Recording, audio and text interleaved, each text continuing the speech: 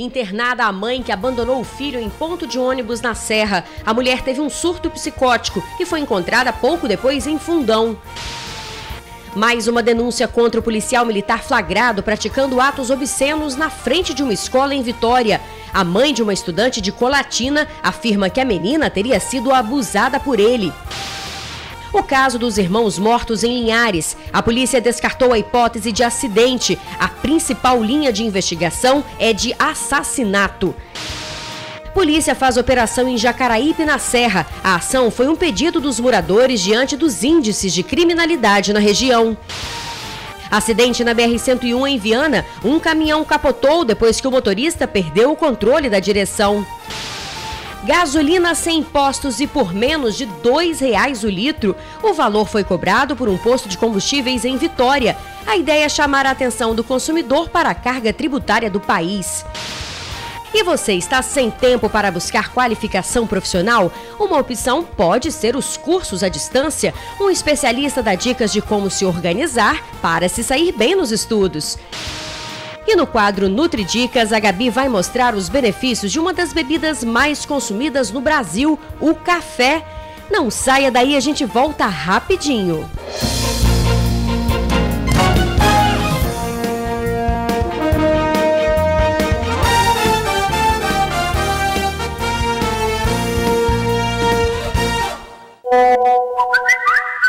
Olá, boa tarde. A mãe que abandonou uma criança ontem à tarde na Serra teve um surto. A mulher seguia para a casa de familiares na Bahia. Ela foi encontrada pela polícia na BR-101 em Fundão. A mãe da criança foi encaminhada para esse hospital no município da Serra. A mulher, que seria de nacionalidade argentina e tem 29 anos, deixou o filho pequeno num ponto de ônibus da BR-101 perto de um supermercado. A polícia foi chamada e quando a soldado Lazzarini soube do que se tratava, o sentimento de mãe falou mais alto. Eu, como mãe, já tenho uma certa experiência, fui para ajudá-los. Chegando lá, pegamos a criança, que se encontrava muito chorosa, muito abalada, e trouxemos para o Conselho Tutelar para que eles tomassem as medidas cabíveis ao caso. Uma testemunha contou que chegou a questionar se a mãe deixaria o menino no local, mas a mulher saiu com o carro em alta velocidade. A criança estava bastante abalada e não parava de chorar. Mas a sensibilidade da policial com o menino ajudou a acalmar a situação. O máximo que a gente conseguiu arrancar dele, com muita conversa, brincadeira, foi um nome Luan. Mas não se sabe se é o nome dele ou se é o nome de alguém que ele esteja lembrando. O menino foi encaminhado para o Conselho Tutelar, onde ficou sob os cuidados da polícia. A mãe foi encontrada pela Polícia Rodoviária Federal minutos depois, à altura de Fundão. De acordo com a polícia, a mulher sofreu um surto psicótico e precisou ser contida pelos policiais rodoviários e pela equipe que administra a rodovia. Em seguida, a mãe foi encaminhada para o Hospital Estadual de Atenção Clínica, onde recebeu os cuidados médicos. Ainda segundo a Polícia Rodoviária, o celular da mulher foi encontrado no veículo. O tio do menino vive na Bahia e ficou surpreso com o que aconteceu. Ele está vindo para o estado para acompanhar a irmã. Pois é, e a mãe do menino só foi encontrada graças à integração das polícias militar e rodoviária federal. Para falar um pouco mais dessa ação, nós convidamos a soldado Lazzarini e o superintendente da Polícia Rodoviária Federal, Lira, para vir aqui conversar com a gente também. Boa tarde, gente. Obrigada pela presença, viu? Eu queria começar com a soldado Lazzarini. Eu queria saber como que você recebeu esse chamado da ocorrência. Bom, nós fomos acionados juntamente com uma outra viatura pelo CIODES, e ligaram falando que uma criança tinha sido abandonada num ponto de ônibus na BR-101, próximo a um supermercado. Ao chegar no local, a criança estava muito abalada, chorando, chamando pela mãe o tempo todo. E o que a gente poderia fazer era acolher e encaminhar ao conselho, né, para que eles tomassem as medidas cabíveis ao caso. Agora, tem essa questão de você ser mãe também, né? Você comentou comigo que quando você viu o chamado, você falou, não, eu vou procurar atender essa ocorrência porque é uma criança, eu sou mãe, eu posso ajudar, foi isso? Sim, a ocorrência foi encaminhada para 2 militares masculinos e como mãe, eu achei que poderia estar ajudando. Fui para o local, consegui pegar o bebê no colo, consegui conversar, acalmar ele por um tempo, né? E a gente faz o que pode, né, para tentar acolher. O que ele falava na hora? Ele só pedia pela mãe. Eu quero a minha mãe, eu quero a minha mãe. Era a única coisa que ele falava em prantos. E você conseguiu, com um pouco mais de calma e brincadeira, né, fazer com que ele se acalmasse? Brincamos com ele, né, lemos historinhas no conselho com brinquedos. E ele se acalmou um pouco, conseguiu falar um nome e dali por diante ficou a cargo do conselho, né, para eles encaminharem para a vara da infância e dar prosseguimento ao caso. E o Lira, vocês receberam, né, também essa informação que um carro estaria...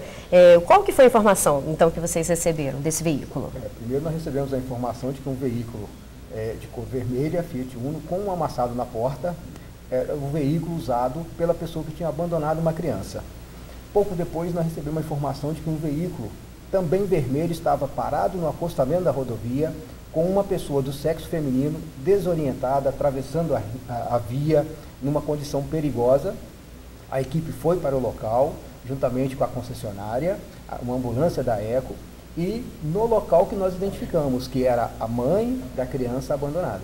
E o que ela falava, né? Se ela atravessava a pista, ela não estava normal, né? Exato, ela estava muito desorientada, agressiva, evitando o contato com as nossas equipes e com a concessionária, precisou ser acalmada, precisou ser conduzida até a ambulância, ela precisou ser presa à maca para evitar as atitudes agressivas que ela estava demonstrando naquele local. Nós, inclusive temos imagens, né, dessa mãe que foi atendida, já é uma identificação também da mulher, as pessoas ficam apreensivas, né, ficam querendo ter mais informações, porque é um caso que chama a atenção, né?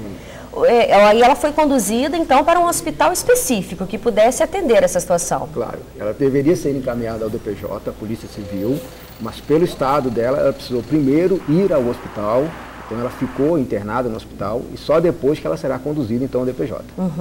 E aí eu já quero informar os telespectadores que a gente está em busca dessas informações, saber se essa mulher teve alta, que surto foi esse, a criança a gente já sabe que está a cargo da justiça, está em um abrigo, né? Então está em local seguro e também estamos buscando informações no Tribuna Notícias segunda edição, vamos ter mais detalhes sobre esse tio, né? Que a Polícia Rodoviária fez contato e está vindo buscar a criança. Sim, nós tivemos contato com o tio na Bahia. Ele imediatamente falou que iniciou o deslocamento para o Espírito Santo. Então, desde ontem, né, que ele estava vindo, já deve ter chegado, já deve estar tomando as medidas para requerer a guarda dessa criança. Ok, gente, muito obrigada, viu, pela participação de vocês, pelo trabalho da polícia e sempre muito prestativo à população. Obrigada. É o nosso trabalho, claro. Boa tarde. Boa tarde. Vamos seguir com o telejornal, vamos falar agora do caso do policial militar que foi afastado após ter praticado atos obscenos na frente de uma escola. Ele é alvo de mais uma denúncia. A mãe de uma estudante de Colatina afirma que a filha teria sido abusada por ele. Por telefone, a mãe narra, emocionada, tudo o que viveu cerca de um ano atrás. Eu resolvi guardar meu celular na mochila da minha filha e peguei um bilhete. Foi o chão para mim. Falar com ela não tinha coragem de me falar. No meu medo, na minha preocupação, na raiva, no nervosismo, eu procurei a polícia, o conselho tutelar, fiz tudo que eu devia ter feito. E no conselho tutelar ela relatou o que vinha acontecendo. Que do prédio dele, ele começou a manter contato com ela por sinais, até que ele abordou ela na porta da escola e aí começou os contatos, até que ele conseguiu levar ela para a garagem, que tem um banheiro nessa garagem, e ali aconteciam os abusos. Na época em que tudo aconteceu, esse policial militar era lotado na cidade de Colatina, no norte do estado. Depois que essa mãe registrou o boletim de ocorrência, apesar dela nunca ter recebido um retorno sobre o caso, a informação é de que ele foi transferido para a cidade de Pancas. Somente agora, depois da nova denúncia, a repercussão do caso, o Comando-Geral da Polícia decidiu pelo afastamento do servidor. Transferiram simplesmente esse cara de cidade. O que esse cara pode ter feito em outros lugares, em outras cidades? A Justiça de Colatina, a Polícia de Colatina, ninguém nunca chamou a minha filha para ouvir como era esse banheiro, como que era essa garagem. A mulher que flagrou o ato em via pública também contou como tudo aconteceu. Pegou um jornal e começou a ler. Aí virou para mim, me perguntou se eu trabalhava ali perto. Eu falei que não, respondi que não trabalhava. Ele de repente fez, arranhou a garganta para chamar minha atenção, fez um som para que eu olhasse Eu não levantei a cabeça, só levantei os olhos quando eu vi o que ele já estava fazendo. Eles já estavam com o órgão genital para o lado de fora e fazendo gestos obscenos. Um sofrimento que sempre abala a estrutura de uma família e que, neste caso, trouxe marcas que dificilmente serão apagadas da memória. Eu me sinto indignada com a situação. Eu me sinto de mãos vazias, eu não sei o que fazer. Tem que ser investigado mesmo, né? O policial militar deve ser ouvido na delegacia de Jardim Camburi, em Vitória, na semana que vem. Mas, segundo o delegado, ele deve ser autuado por crime por praticar ato obsceno. Polícia descarta que as mortes dos irmãos em Linhares tenham acontecido de forma acidental. A informação foi confirmada pelo delegado André Ardisson, que investiga as mortes. A polícia trabalha com a hipótese de homicídio qualificado. Joaquim Salles, de 3 anos, e Cauã Salles, de 6, morreram no final do mês de abril. As crianças foram carbonizadas no quarto em que dormiam. Uma testemunha que mora nas imediações disse à polícia que teria ouvido gritos e choro das crianças cerca de 2 horas antes do incêndio. Também afirmou ter visto a movimentação do pastor Jorge Alves dentro da casa horas antes do incêndio. O pastor foi preso uma semana depois, acusado de mudar a cena no local onde aconteceu a tragédia. Bem, a defesa do pastor disse que ficou surpresa com a declaração, já que o caso corre em segredo de justiça. Também falou que vai adotar as medidas necessárias. Um posto de combustíveis em Vitória resolveu vender gasolina a menos de R$2. Este seria o preço do combustível sem os impostos. Teve gente que passou a noite na fila. O tamanho da fila pode ser comparado ao da indignação de cada um desses motoristas quando o assunto é o preço da gasolina. É um absurdo, mas a gente sabe que tem imposto em tudo, né? A gente nem se assusta mais, tá acostumado já. Porque o negócio só aumenta, as coisas só aumentam, tá entendendo? O salário abaixa, né? Na manhã deste sábado, esse posto de combustíveis de Jardim Camburi, em Vitória, resolveu mostrar para os clientes qual seria o preço da gasolina se a carga tributária do país não fosse tão alta. Resultado, o litro saiu por apenas R$ 1,96. Teve gente que entrou para a fila de veículos às 8 da noite de ontem. Na atual conjuntura do país, você tem um desconto de 50% do valor da gasolina. O motivo é passar a noite toda, em claro, né? Mais a metade do preço da gasolina é por imposto. Para arcar com os valores do combustível sem estes encargos, este empresário tirou cerca de R$10 mil do próprio bolso.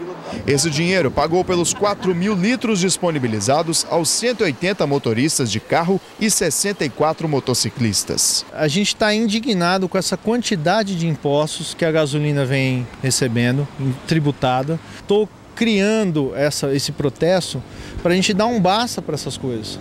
Porque a população está sofrendo muito com isso, os donos de postos de gasolina não conseguem repassar esses aumentos. Somente nesta semana, a Petrobras já ajustou os preços da gasolina 5 vezes. É tanto imposto que ninguém aguenta mais. O acumulado já são 7% de aumento desde o último domingo.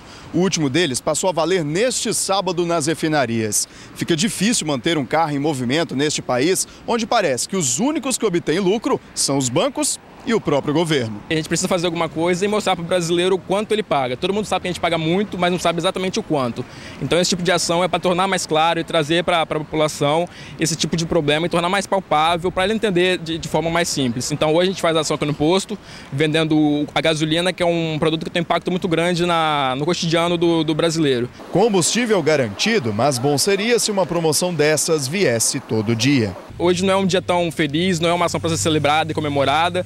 A gente não queria ver ninguém dormindo na fila para ter que abastecer o carro e a gente queria que fosse comum, a pessoa no dia a dia pudesse ter o consumo mais justo, com preço mais justo. Mas a gente faz isso para de fato impactar e mostrar para os governantes e quem é legítimo para mudar isso, que a gente precisa fazer diferença.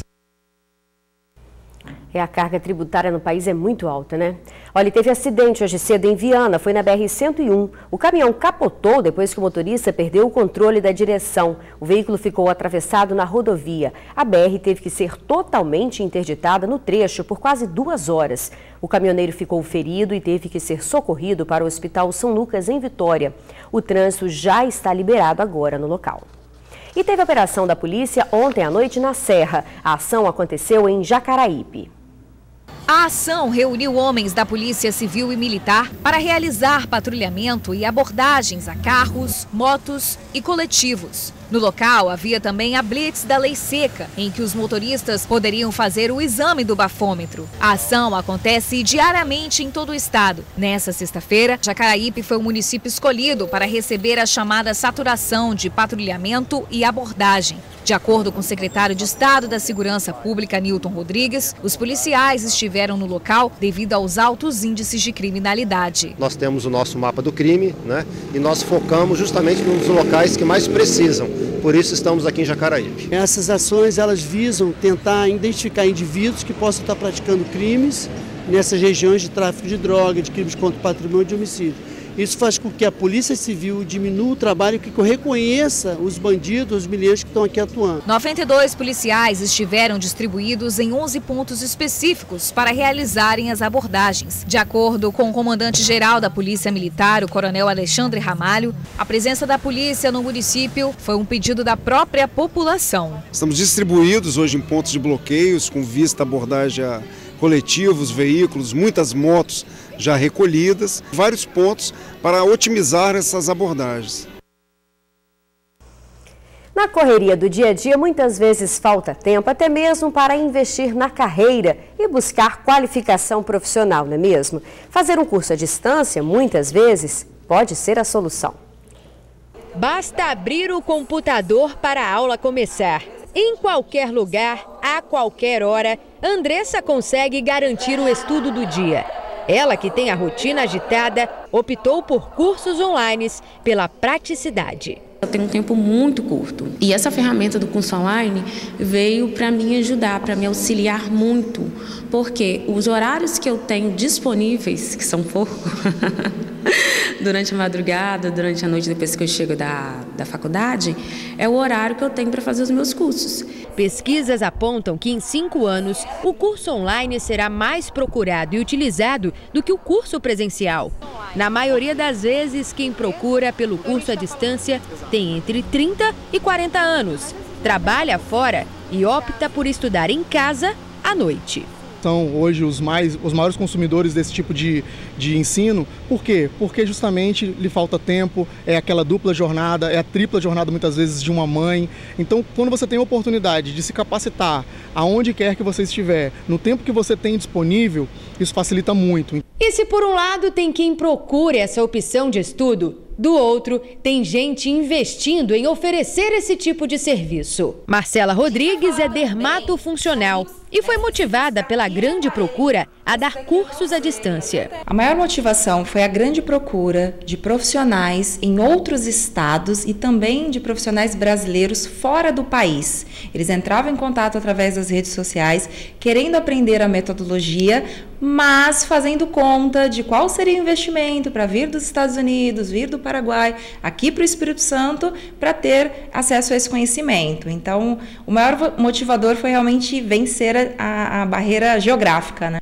Com a câmera, equipamentos de iluminação e uma plataforma de acesso às aulas, Marcela garante que mesmo o conteúdo voltado à saúde, que demanda a parte prática, é oferecido ao aluno com a mesma qualidade do ensino presencial. Eu desenvolvi uma metodologia de fotografia, fazer a aula em fotos e vídeos com um passo a passo detalhado para que a aluna possa visualizar e refazer o procedimento com total segurança na modelo que ela escolher lá na localização dela. Eu tenho foco, eu tenho uma meta e tenho um objetivo.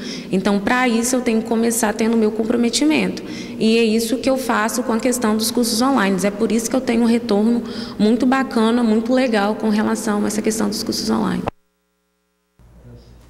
Muito bacana. Para fazer o curso oferecido pela Marcela, basta acessar estriof.com.br.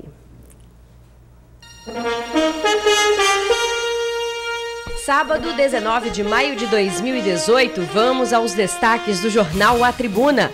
PM é afastado após ser flagrado em ato obsceno perto de escola. Na foto principal, recorde de partos normais nos hospitais. 114 cursos para aprender profissão em até 48 horas. Mãe abandona filho de 2 anos em ponto de ônibus e é detida em pedágio na 101. Delegado descarta morte acidental de irmãos em Linhares. E você vai ver ainda no jornal de hoje, no AT2, Vanessa mostra suas garras. No Classe Fácil, o cupom para concorrer a R$500 em compras. E a festa hoje nos 106 anos do Parque Moscoso.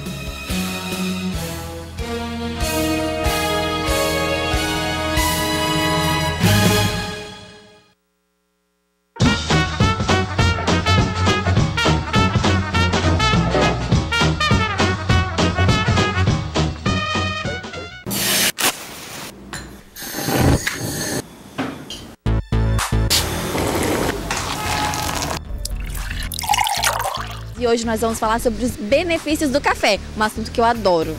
Luiz, e o melhor é que ele é riquíssimo em benefícios, né? Então melhora a questão de concentração, memória, aquela pessoa que trabalha à noite, né? Estuda bastante. Ajuda no controle da pressão arterial, previne câncer, melhora a disposição aí para quem está fazendo atividade física, auxilia também na termogênese, na queima de gordura. Então tudo vai depender da forma como a gente está utilizando isso e os complementos, né?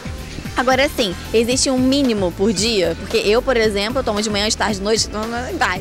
Luiz, o ideal é a gente não passar de 500 ml por dia, porque o café em excesso ele pode causar arritmia cardíaca.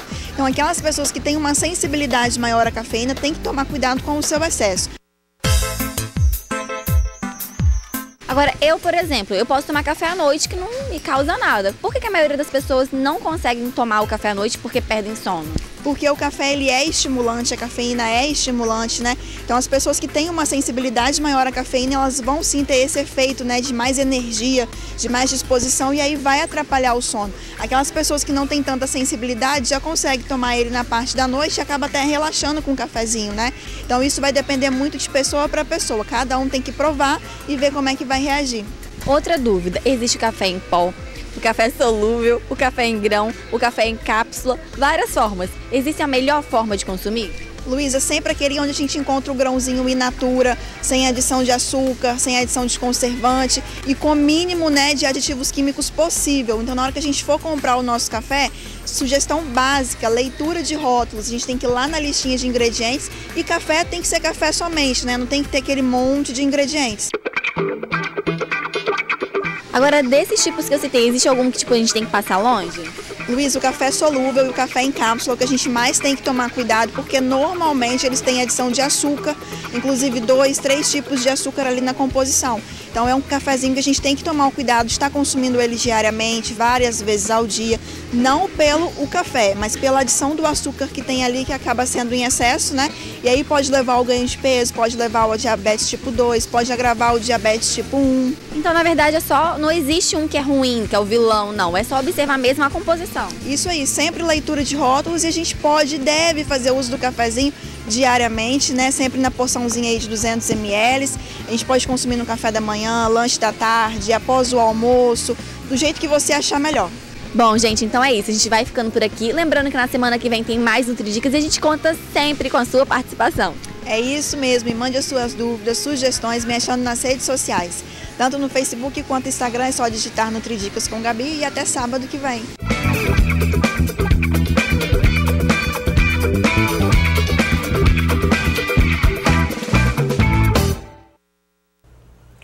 E a gente faz um rápido intervalo, mas eu já volto com essa galera aqui, ó. Uma galera de Sergipe que vai apresentar um teatro super bacana, é rapidinho.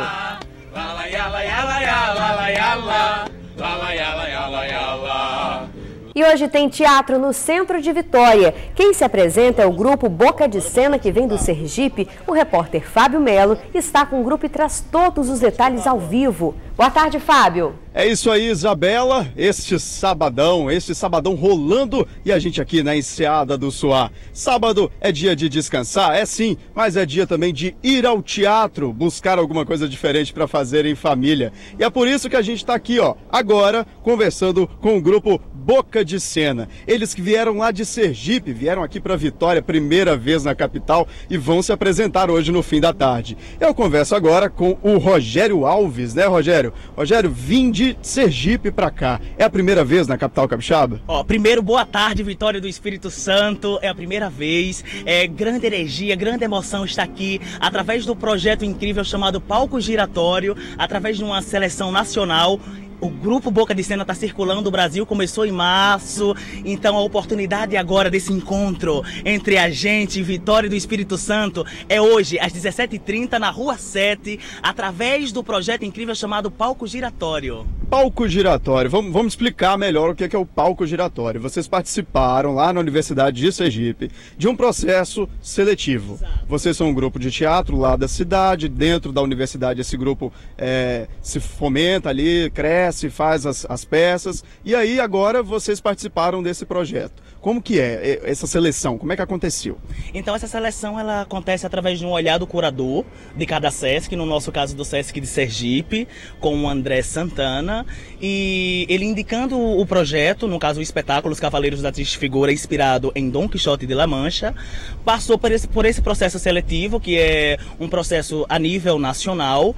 Nós fomos selecionados, como já falei, a gente começou a circular desde março, começamos lá no Acre e agora estamos aqui finalizando um circuito de um mês em Vitória do Espírito Santo. Então é com grande emoção que a gente convida Vitória do Espírito Santo para logo mais às 17h30, um espetáculo para toda a família. Irmão, tio, criança, idoso, papagaio, periquito, inspirado livremente em Dom Quixote de La Mancha. Inclusive estamos fazendo um intercâmbio com o grupo Vira-Lata daqui, né? Então ontem a gente foi assistir lá o Quixote Nada, espetáculo maravilhoso deles. Hoje eles assistem o nosso espetáculo e na segunda-feira a gente faz uma reflexão cênica sobre os processos. E lembrando que amanhã, dentro do processo do Palco Giratório, ainda tem a oficina de teatro de rua com a gente. Então quem quiser é só acionar o SESC dentro do projeto Aldeia Sesc Ilha do Mel 2018 e confirmar sua inscrição. Chico, vamos fazer uma palhinha aqui agora, só pra gente conferir um pouquinho do que vai ter hoje à tarde.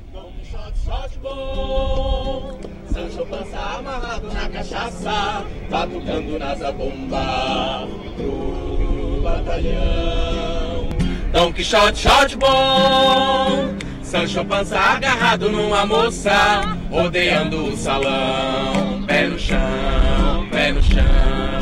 Agora, Felipe, rapidinho aqui pra gente. Conta um pouquinho mais da peça, do espetáculo que vocês vão apresentar. Então, o espetáculo Os Cavaleiros da Triste Figura é um espetáculo baseado na obra de Dom Quixote de La Mancha. E a gente veio de lá de Aracaju, Sergipe, chegamos aqui em Vitória para falar de sonho, para falar de amor. Então é um espetáculo que fala por nós, um espetáculo que fala por vocês de casa, um espetáculo que fala por todos nós. Então todo mundo chama a galera, chama a família, chama o tio, o avô. Hoje às 17h30 na Rua 7, lá no centro de Vitória. Não percam, Os Cavaleiros da Triste Figura com o grupo teatral Boca de Sena. Então tá aí, o recado tá dado. Vamos ouvir mais um pouquinho? Ó cavaleiro andante, servão. E é isso aí, a gente fica por aqui com o Tribuna Notícias, primeira edição. Uma boa tarde e um bom final de semana. Até lá. Gigantes para lutar, senhores do campo.